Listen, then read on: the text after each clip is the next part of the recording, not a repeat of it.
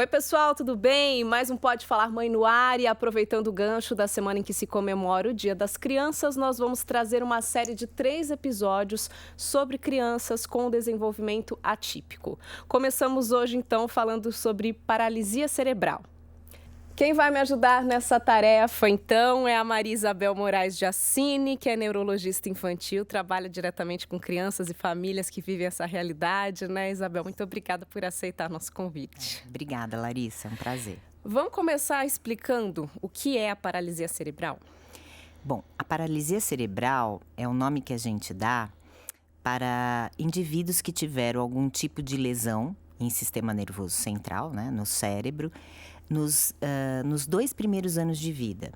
E esse tipo de alteração ou lesão em sistema nervoso central pode acontecer durante a gestação ou no momento do parto. Esses são os 2 momentos mais críticos para essas crianças. Eu ia te perguntar justamente isso. O que leva à paralisia? São situações diferentes. Você já citou o parto.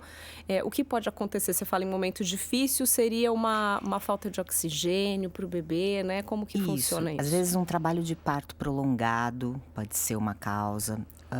Uma criança que nasce prematura, uma prematura extremo, é uma criança de risco para ter um sangramento em sistema nervoso central e ter como sequela o quadro que a gente chama de paralisia cerebral. Outros casos, como infecções congênitas, né? Então, a mulher ainda durante a gestação tem uma infecção e às vezes não é detectada ainda durante o pré-natal e ao nascimento a criança nasce bem, mas ao longo do primeiro e segundo ano de vida, o desenvolvimento dessa criança começa a ficar aquém do esperado para a idade.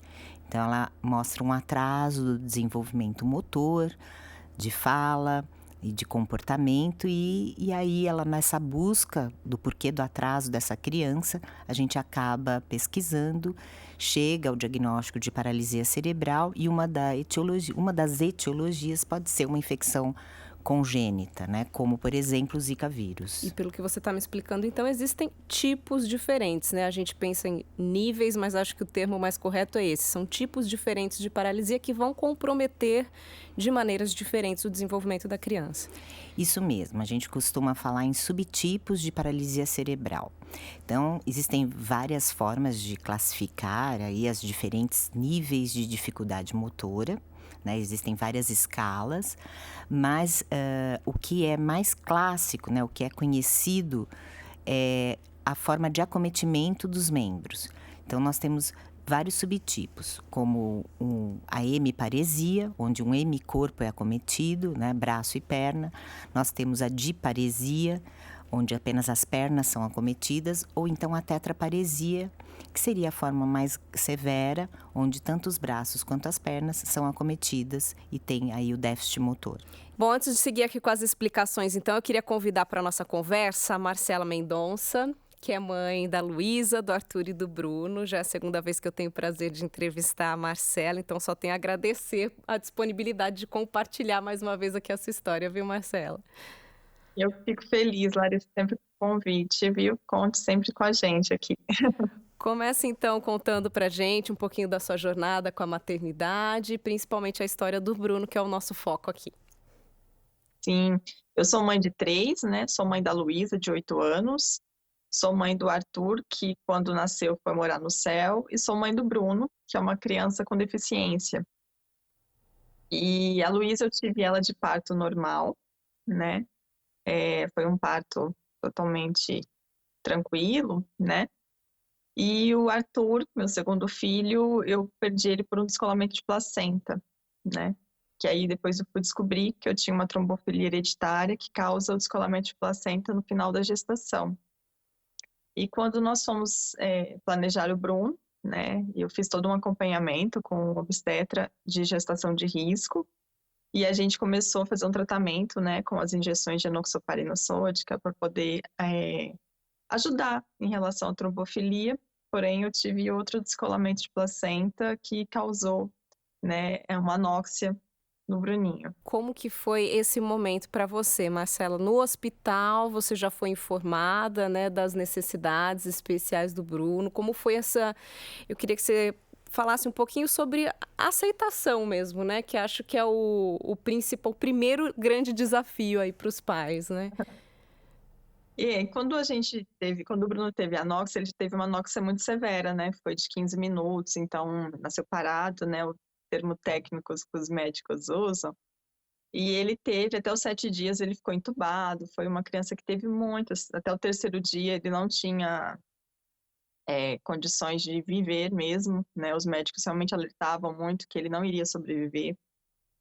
E foi difícil, né? Só que aí, com 7 dias de vida, ele estava em ar ambiente já. Porém, com 10 dias, ele teve uma hemorragia cerebral, grau 4, que é uma das mais severas. Então, evoluiu para uma hidrocefalia, enfim. Foram várias outras evoluções que, né, ficaram ruins para ele, né? E aí, assim, eu já sabia que ele ia ser uma criança diferente, porque eu tinha tido a Luísa, né? Então, assim, a gente via, né, que ele era diferente, né? Movimentação, enfim. Para ele fazer algumas movimentações já era mais difícil.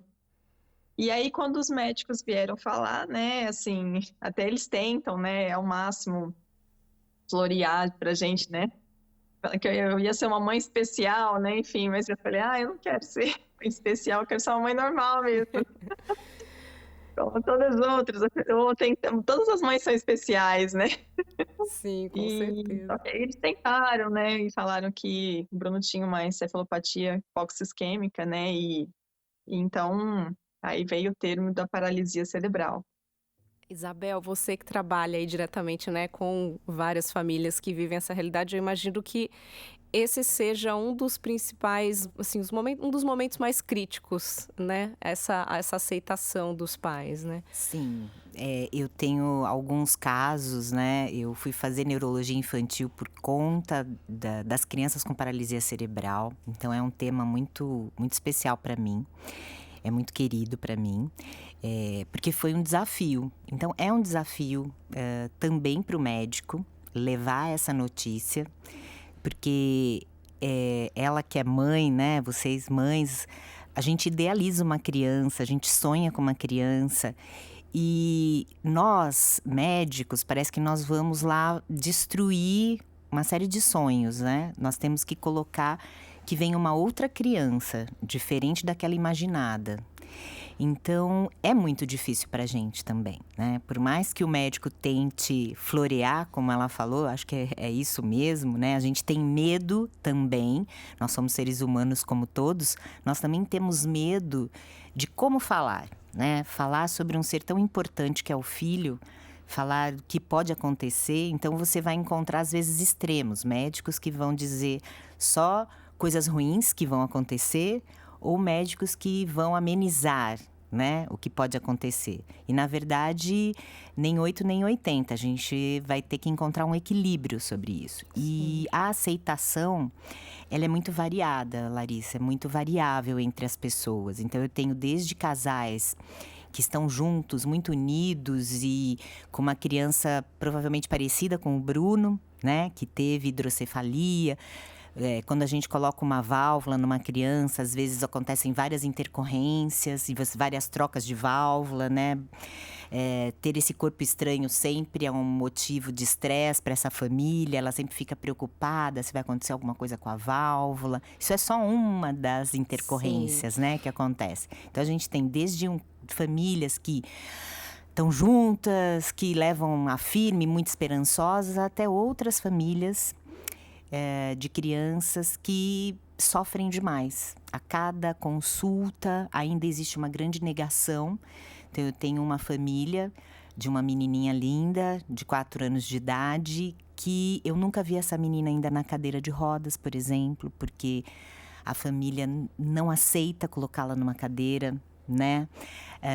Que o quanto é difícil para essa mãe ver a filha tomando a dieta, né? Não sei se você sabe, Larissa, mas algumas crianças precisam de gastrostomia, que é você colocar, então, né, um acesso aqui direto no estômago, na barriguinha, como eles falam, para receber a dieta. Porque essa criança tem uma incoordenação da deglutição e ela se engasga com muita facilidade, Sim, e eu correndo acho que riscos, então, né? assim, a grande importância dessa aceitação, né, de que ela ocorra o mais rápido possível é garantir a qualidade de vida, né, desse bebê, dessa criança. E aí acho que a Marcela também pode relatar com bastante detalhe aí pra gente, porque eu acompanho um pouquinho o trabalho dela nas redes sociais, divulgando um pouquinho da rotina dela com o Bruno. E não é uma rotina simples, né, Marcela? Conta pra gente todas as terapias que o Bruno faz. Aliás, que idade o Bruno tá hoje? O Bruno, ele vai fazer 5 anos, dia 15 de outubro agora. Certo. Super feliz, né? Porque cada dia que passa, a gente realmente vibra, né? Dele estar aqui com a gente e tendo qualidade de vida, né? Que é o que eu sempre busquei para o Bruno, né? Desde quando eu tive, né, o primeiro diagnóstico do Bruno, né? A gente sempre, eu e meu marido, sempre tentamos focar que o Bruno teria qualidade de vida, né? Nós daríamos o melhor para ele, né? Independente do que a gente queria ou não, né? A gente vivenciou o luto do filho idealizado, que é o que todas as famílias vivenciam, né? A gente chorou, ainda mais a gente que nós vínhamos de uma perda gestacional, né? Então, a gente estava já muito sensibilizado há 1 ano só de uma perda gestacional. Então, mas para a gente, aquilo ali foi assim: meu filho está aqui, eu vou lutar por ele, né? Então, eu vou fazer de tudo para ele e vou fazer o melhor por ele, né? Então, o Bruno usa gastrostomia também e tem uma disfagia grave, então ele não consegue se alimentar via oral.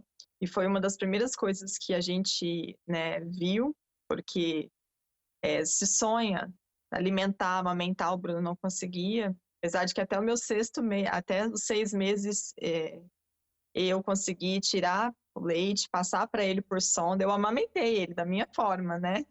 E eu me sinto muito feliz por isso. Eu fiz tudo para ele de uma forma diferente, mas fiz, né? Não menos mãe, né? E sendo uma maternidade adaptada.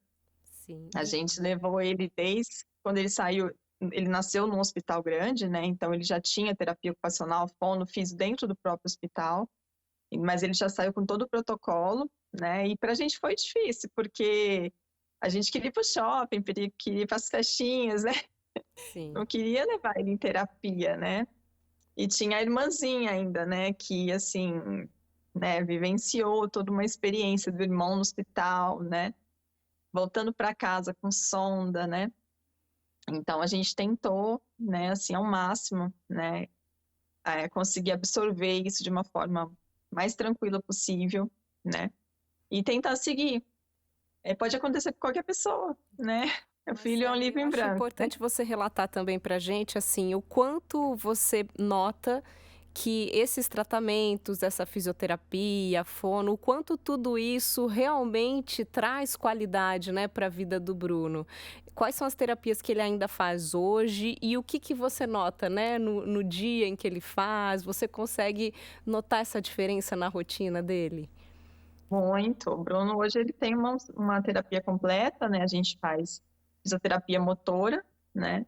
Fisioterapia respiratória, terapia ocupacional, fonoaudióloga, hidroterapia e ecoterapia. Ele faz toda. Nós conseguimos, assim, dar tudo que ele realmente precisa, né? Investimos mesmo na qualidade de vida dele. E ele apesar dele não, né, andar, mas ele fica em pé no parapódio, que é um aparelho que é para ficar em pé. Ele anda no andador, ele anda do jeito dele, ele anda no andador, né?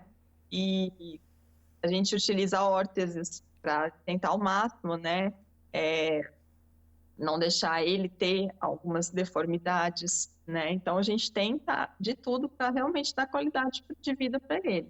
Sim.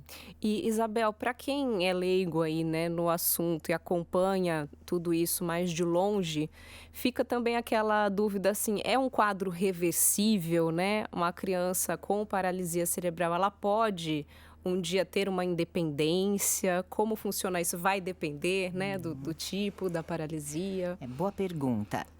Tudo vai depender realmente do grau de acometimento da função motora, né? Acho que você sabe disso. O fisioterapeuta, ele tem escalas que vão de 0 até 18 anos, onde ele vai verificar como está a função motora grossa dessa criança. Então, aí existe uma classificação que vai de 1 a 5, que vai ser desde a criança ter uma marcha independente, sem precisar de nenhum dispositivo, como até crianças que vão precisar de dispositivos como o Bruno, né? De acordo com ela está falando, ele usa um andador, né? Então, ele tem uma marcha com um dispositivo.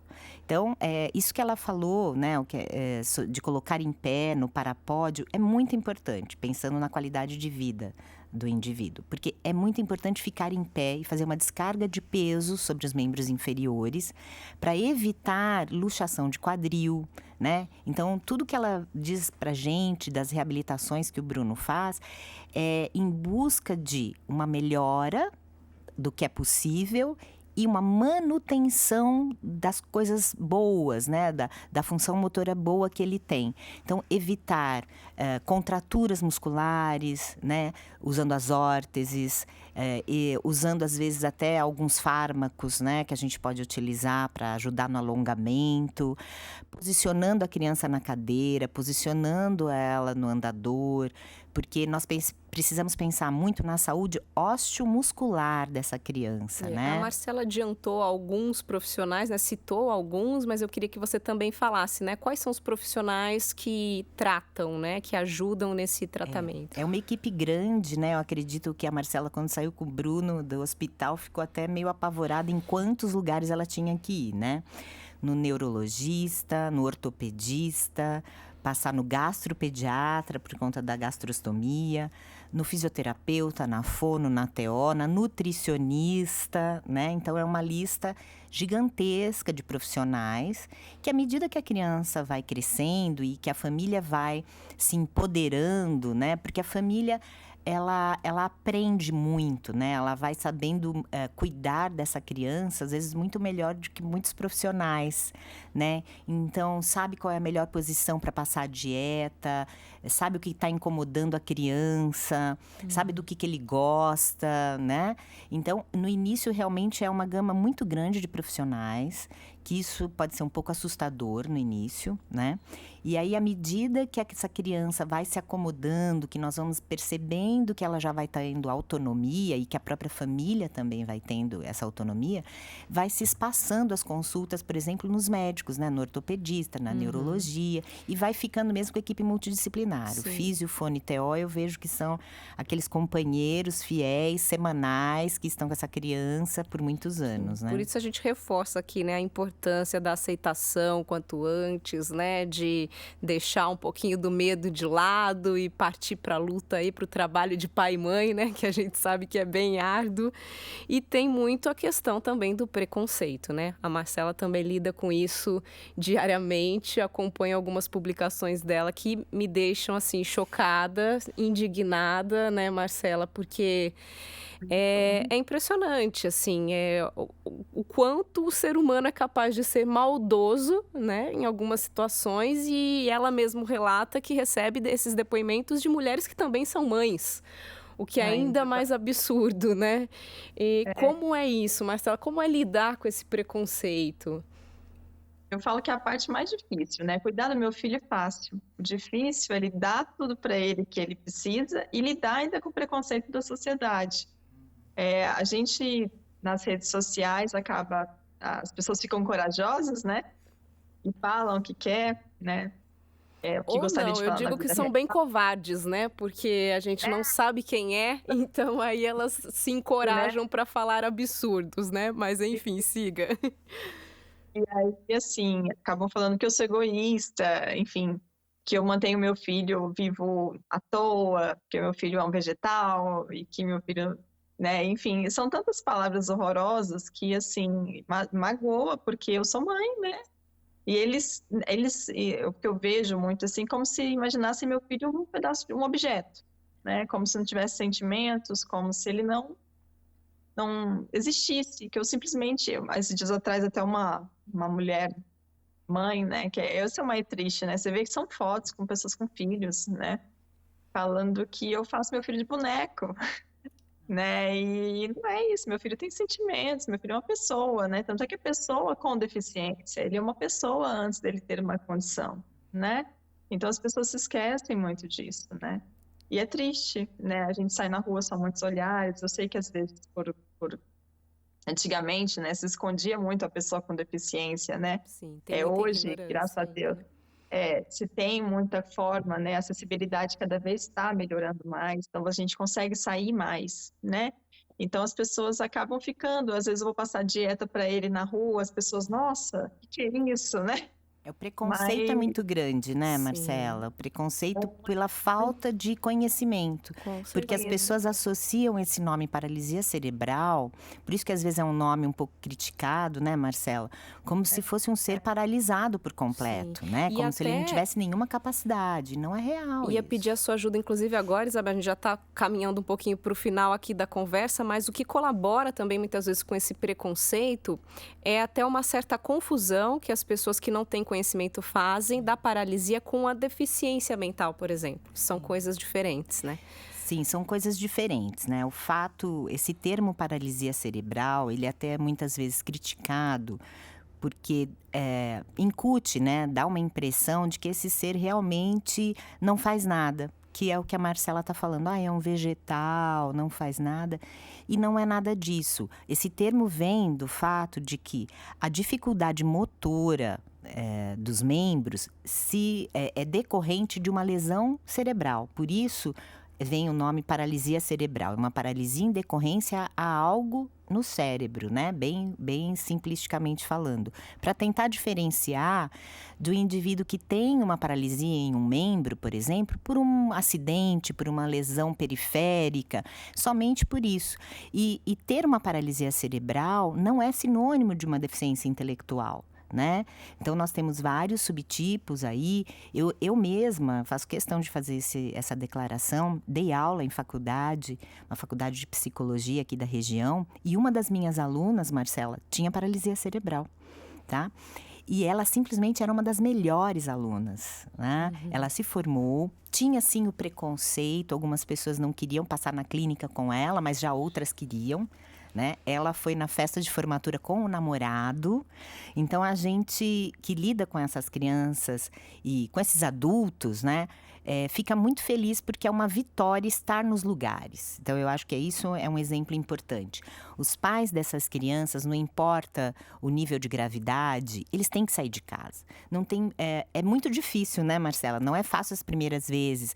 Cadeira de rodas adaptada, como faz para a gente colocar no carro, como faz para a gente ir nos lugares. E aí vamos pensar naquelas pessoas que não têm o carro, né? Que tem a cadeira que foi doada e que às vezes não está tão bem adaptada. Então, isso é mais uma dificuldade para esse indivíduo sair de casa e estar na sociedade.